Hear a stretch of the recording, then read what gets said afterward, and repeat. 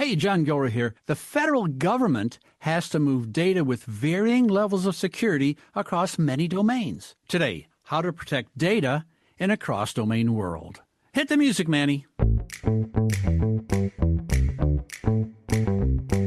Welcome to the Federal Tech Podcast, the podcast that connects you to federal technology leaders.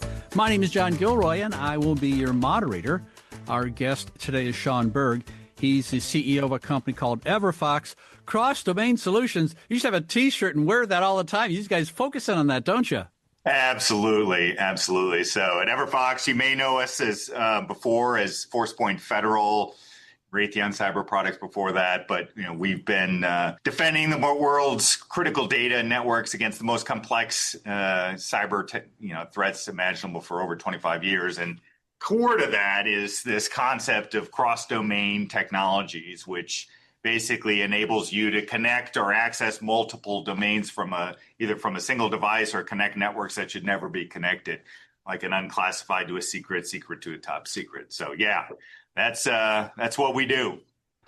What I do is madness. In August, I did 14 podcasts in 14 days.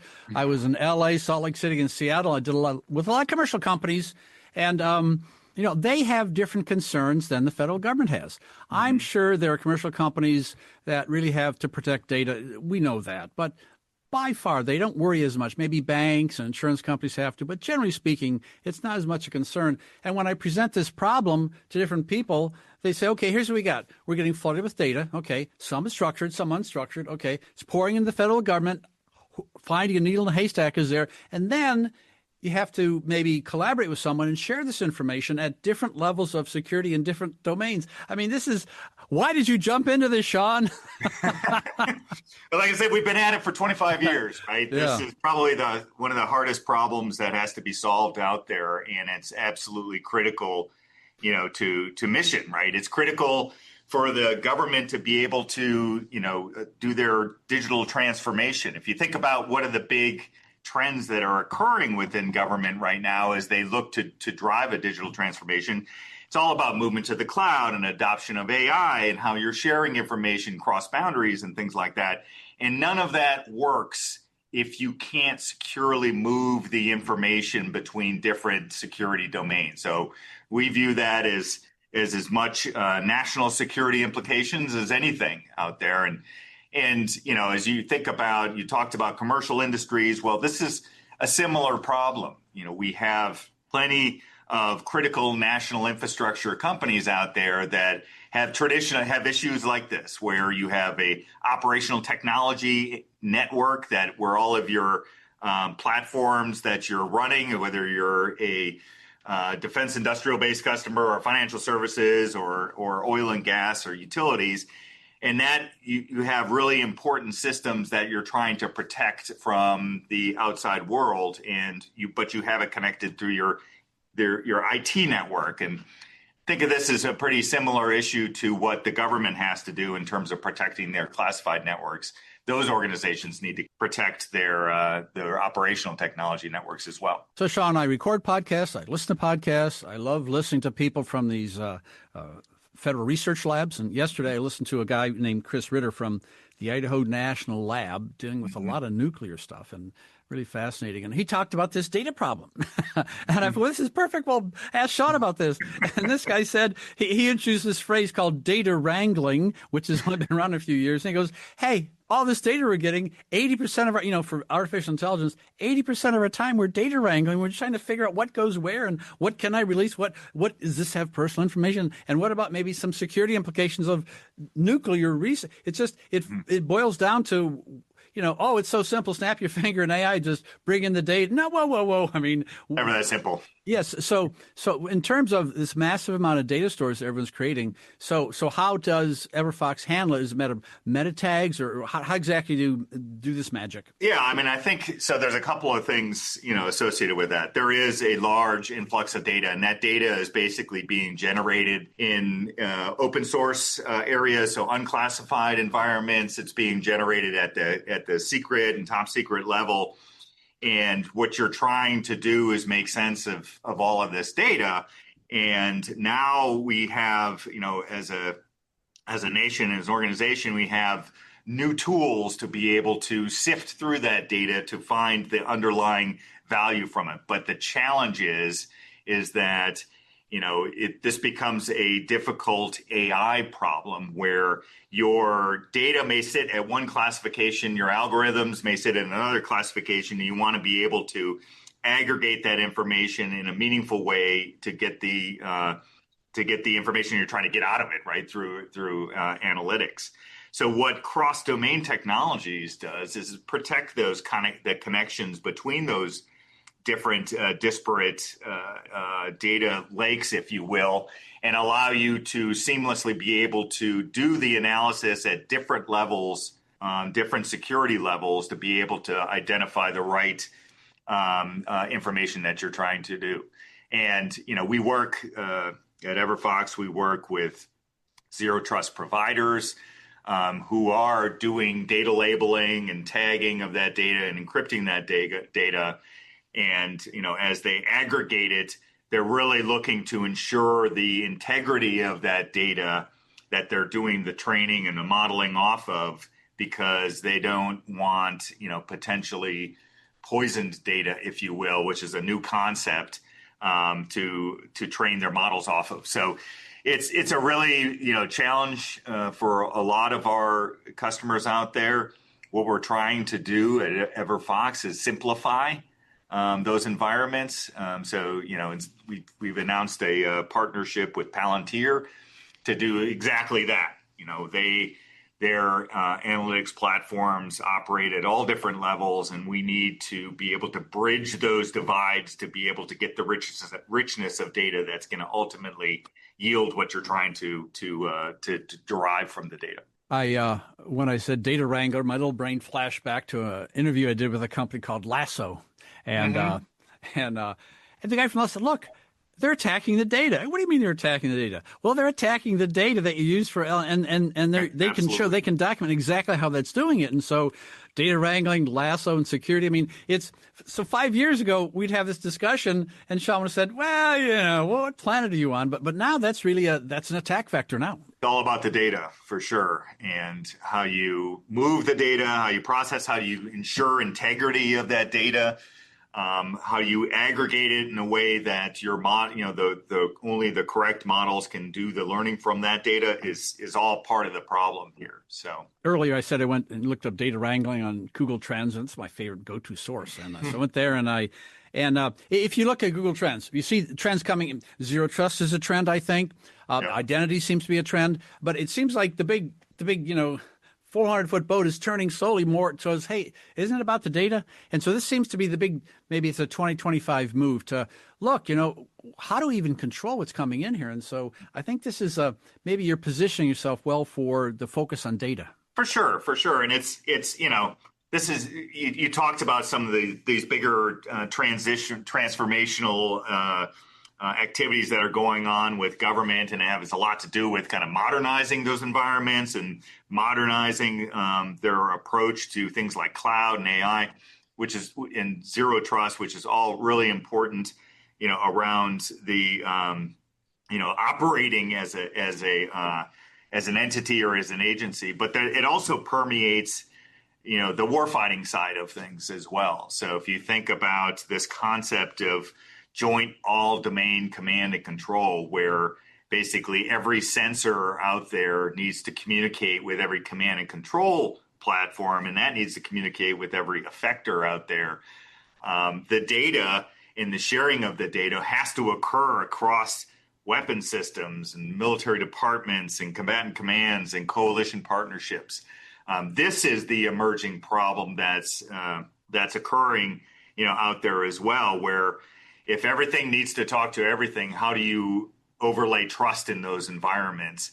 And what's happening is cross-domain technologies ends up being this translation engine of trust in between all of these different things that have to communicate. I'll be at the gym in about 3 hours, and I always see people doing pull-ups and with the headphones, listen to podcasts. And so if you're listening to this podcast and you're walking the dog or at the gym, Sean, where can they get more information from your company? And then we're just going to continue these questions. So where would they go? Yeah, for sure. So at info.everfox.com/CDS, we'll give you a much better set of information around what cross-domain solutions are. But you can always go to everfox.com and see the whole portfolio of capabilities that we do for our customers and the critical missions they serve. So we got CDS and we also have CDR, don't we? Oh, yeah. Something called content disarm and reconstruct. Disarm, military. Fits right in with the topic, doesn't it? It absolutely does. It absolutely does. And think of CDR as content disarm and reconstruction technology as a cleansing tool for data, right? So if you think about you're moving, you created a website that, individuals upload data into it. There's always a concern that that data may be infected with malware or may have information that's basically set into it that you can't discern, and it may be an opportunity to exfiltrate information out of it. But most organizations, and to include cross-domain technologies, need to cleanse the data as it comes through, because if you're moving data low to high, or if you're moving data from an untrusted source into your network, you want to make sure that what's coming in is the data that you want and not the malware that could be potentially tied with a particular file type. So all it does is it takes the file, it pulls out the pertinent information from that file, creates a new file in, think Word or Excel or things like that, and puts that information back. So nothing of that original file will be, in your environment, because as we all know, malware associated with files is one of the top problems for customers, or for our customers out there, where, it becomes this the biggest avenue of cyber threat, if you will. So what we're doing is taking a zero trust approach. And we're saying, hey, assume every file that's coming in is infected with something. So let's cleanse it. Let's kind of pull the information out. Let's recreate the file so we can ensure 100% that this file does not have any sort of malware in it.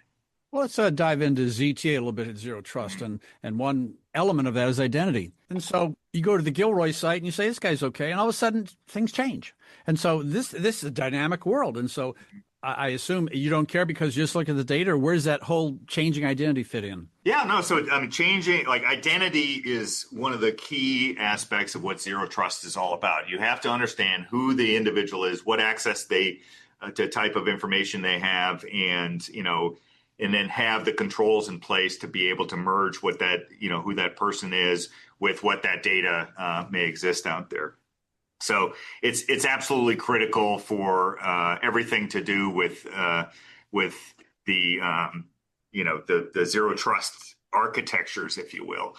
Where CDS comes into play in that zero trust architectures is that it monitors, at the boundary to a particular network or enclave or environment, what information is coming in there. Is it properly tagged? Is it properly encrypted? Does it meet all the requirements to be brought into that environment, so you can leverage the identity of that individual that wants to have access to it to ensure that they're okay based on attribute-based access control methodology. So it's, Zero Trust is an incredibly important component of security in an AI-enabled threat world out there. And, content disarm and reconstruction, CDR, and cross-domain technologies, CDS, are incredibly important in making that possible, not only within a single environment, but as information has to transit different environments. Okay, Sean, here's a nightmare scenario.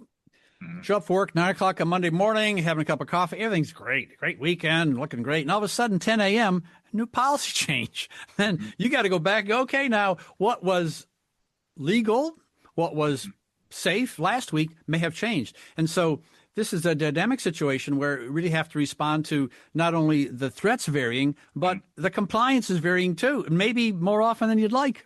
Yeah, no, it's we live in a world of compliance in this space, if you will, and the ability to accredit the platforms that we're bringing to market is very, very important. We have got PhDs in this, so certainly dynamic policy as it relates to kind of how your zero trust principles, how you move information, how you access information is really important. So being able to have a technology that can adapt to changing policies becomes critical in terms of how do you protect data, how you protect data movement, how you construct your defenses across the landscape. Okay, you show up on Monday morning, everything's great. You get out the newspaper, and you see the headline "Golden Dome." What's going on here? So what has Golden Dome got to do with this protection of cross domain? Yeah, no, it's interesting. So, Golden Dome, very important program of this administration to provide integrated air defense for the nation. A very important capability for for national security and for a lot of other things. But what Golden Dome is it's not a single system.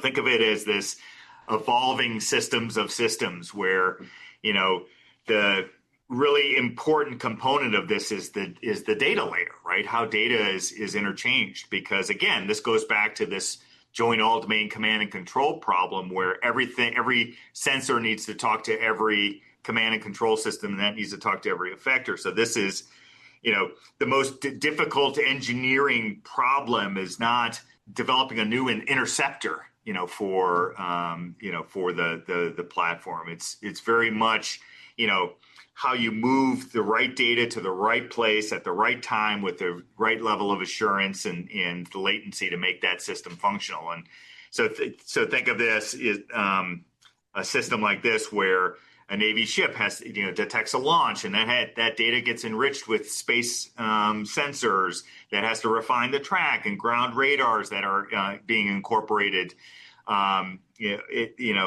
There's got to be a battle management system that has to basically takes all of these inputs and kind of creates in their common operational picture to get inputs from other different organizations. That may include information from other countries, information as well, and all of that comes into play for a decision that has to be made, and then an appropriate effector needs to be called upon to be able to do that. That's a data problem, right? And when you start thinking about all of these different systems, and these systems may be at different security levels, and they may be coalition partner derived, and they may be fusing in information from unclassified areas and everything, all to make the best decision possible at that point in time. And that is the fundamental cross-domain use case in order to make all of that system work.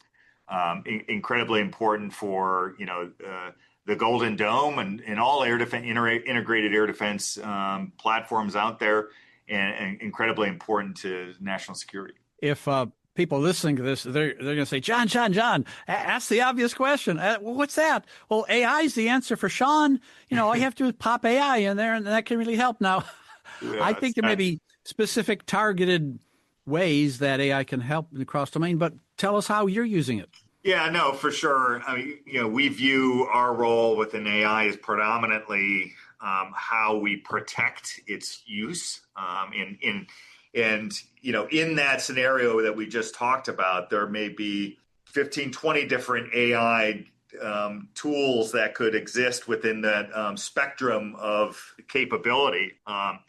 What we're focused on is how do we make sure that AI can be leveraged where it needs to be leveraged, right? So if you think about what CDS can do is accelerate the use and innovation of AI while ensuring the data integrity is kept throughout the process, because as I mentioned before, if you're talking about training models, right? So to make decision support activities, what it may train on may exist across a multitude of different networks and enclaves at varying security levels. So how do you aggregate that data in a way for that model to be able to train on and be able to provide a much more smarter response system or decision support system to to be effective in those use cases. You have to one, be able to bring the data together in a seamless way. You have to be able to validate that data to ensure that it hasn't been tainted or poisoned in the process, and that its origin is where it's supposed to be coming from.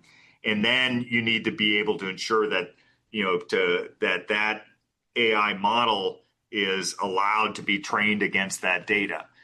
So it's an emerging set of challenges associated with that.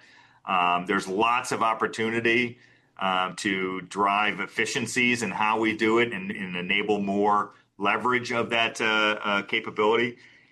It also brings a lot of risk because at the same time, adversaries are leveraging AI to do a lot of things like we just talked about, be able to penetrate networks and be able to access data as well. And, there is a concern out there that, hey, AI models or AI-enabled cyber threats, will be able to defeat lots of threat-based systems out there, the cybersecurity systems out there. And that's why we have a classified network and a secret network and a top secret network to be able to, and that's why air gap networks exist, where if you absolutely need to protect some information, you put in barriers, physical barriers to be able to move information back and forth. Well, that's nothing, that goes back to the critical national infrastructure challenges that are being faced by oil and gas and utilities and financial services and things, where there may come a day that their only way to properly secure their most critical environments is through hard segmentation or air gapping. They'll still say, hey, we still need to move information back and forth, but guess what?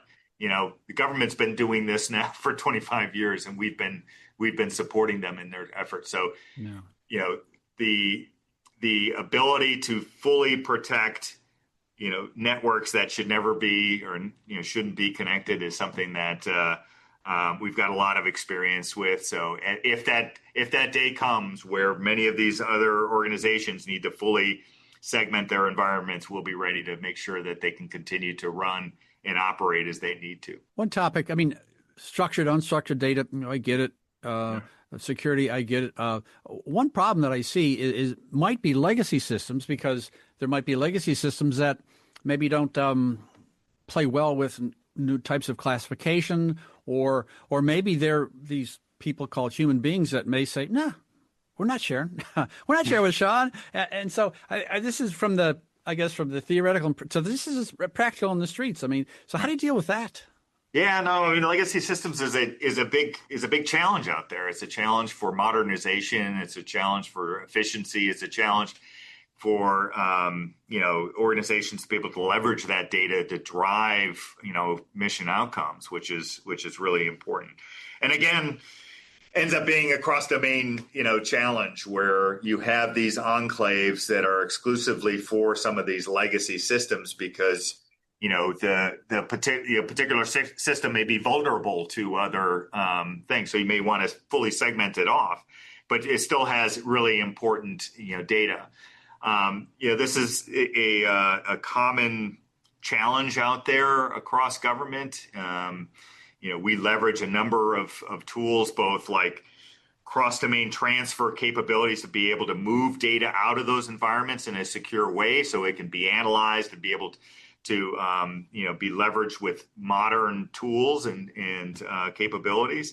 But it's also, we have cross-domain access capabilities that what that is allow you to access multiple security domains from a single device, right? And if you think about the challenges there, where you may have this legacy platform that you still need to use and access, but you have to then go to another room in order to be able to access that.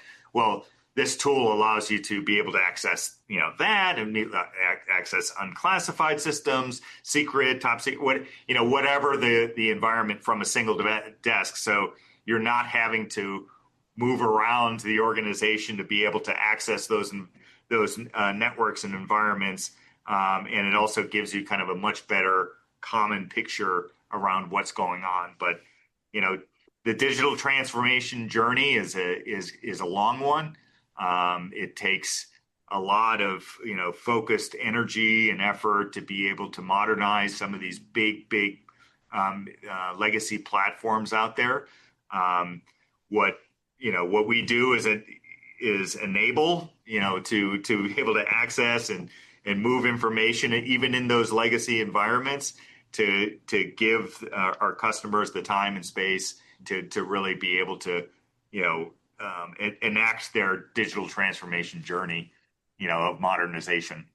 I'm trying to figure out how to describe your company if I meet someone and talk about it, and probably will. And, in baseball, I don't know if you ever play baseball, but the catcher, he sees everything. He kind of controls what's going on in the field. He can position people and call the pitches. It almost seems like that's the data.